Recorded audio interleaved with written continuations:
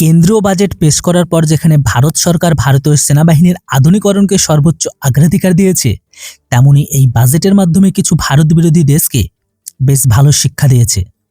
শিক্ষা সেই সব দেশগুলোকে দেওয়া হয়েছে যারা ভারতের এই নুন খেয়ে ভারতকে আঙুল দেখাচ্ছিল। হ্যাঁ বন্ধুরা, আমি এর কার কথা বলছি বুঝে গেছেন। বাংলাদেশকে ভারত এক বিশাল বড় ধাক্কা দিয়েছে। বরং আমি তো বলবো যে এই বাজেটের মাধ্যমে ভারত বাংলাদেশের উপর এক ধরনের ফিনান্সিয়াল স্ট্রাইক করে দিয়েছে, যার ফলে বাংলাদেশের অর্থনৈতিক কোমর পুরো ভেঙে যাওয়া নিশ্চিত। প্রথমে আপনাদের জানিয়ে রাখি যে বাংলাদেশে হিন্দুদের বিরুদ্ধে বাড়তে থাকা হিংসাত্মক ঘটনার মাঝে ভারত সরকার বাংলাদেশকে এক জোরালো অর্থনৈতিক আঘাত দিয়েছে। কেন্দ্রীয় বাজেট 2026-27 নিজেদের বৈদেশিক উন্নয়ন সহায়তা ব্যাপক পরিবর্তন এনে ভারত বাংলাদেশকে দেওয়া সহায়তার পরিমাণ সরাসরি অর্ধেক করে দিয়েছে। অথবা আপনি এমনটাও বলতে পারেন যে এই বাজেটে ভারত বাংলাদেশকে সরাসরি বুড়ো আঙুল দেখিয়েছে।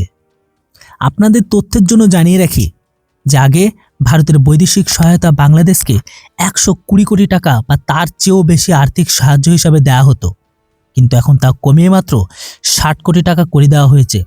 অথচ অন্যদিকে বেশিরভাগ প্রতিবেশী দেশকে দেওয়া সহায়তার পরিমাণ হয় বজায় রাখা হয়েছে অথবা কিছু দেশের ক্ষেত্রে বাড়ানো হয়েছে। যেমন বাংলাদেশকে বাদ দিয়ে মালদ্বীপ পাবে 550 কোটি টাকা, মিয়ানমারের জন্য রাখা হয়েছে 300 কোটি টাকা, ভুটানের জন্য 288 কোটি টাকা প্রস্তাব করা হয়েছে।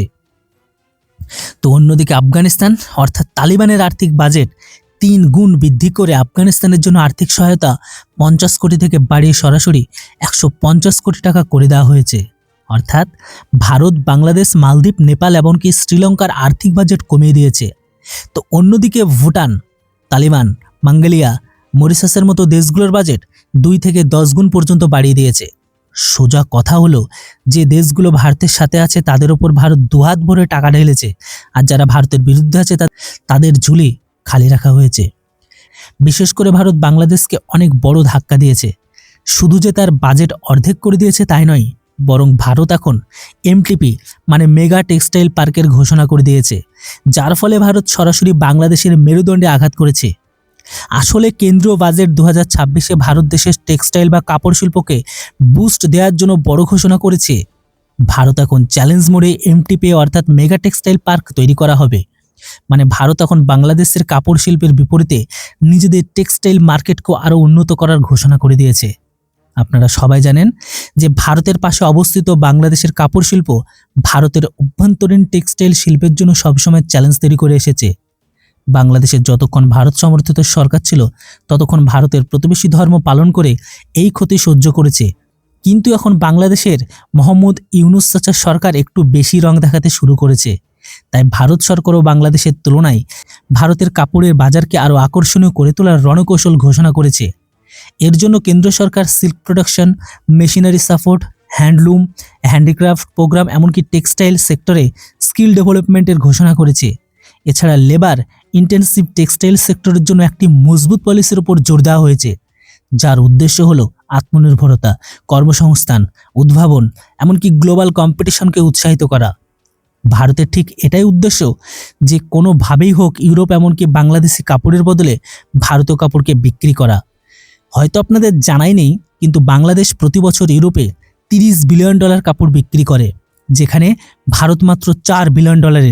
এখন ভারতের এই পরিসংখ্যান কম হওয়ার কারণ হলো ভারতীয় প্রোডাক্টের উপর অতিরিক্ত ট্যাক্স লাগতো। অন্যদিকে বাংলাদেশ যেহেতু একটি স্বল্পোন্নত দেশের ক্যাটাগরিতে আসে, তাই তারা এই ট্যাক্সগুলোকে ছাড় পেত, যে কারণে বাংলাদেশি ব্যবসায়ীরা দুহাত ভরে নিজেদের মাল ইউরোপে বিক্রি করত। কিন্তু এখন যেহেতু ভারত আর ইউরোপের মাঝে এফটিএ মানে ফ্রি ট্রেড এগ্রিমেন্ট সই হয়ে গেছে, তাই ভারত অতিরিক্ত ট্যাক্সটা না দিয়ে শুধু কাপড় নয় বরং নিজেদের প্রতিটি প্রোডাক্ট খুবই সহজে ইউরোপে বিক্রি করতে পারবে।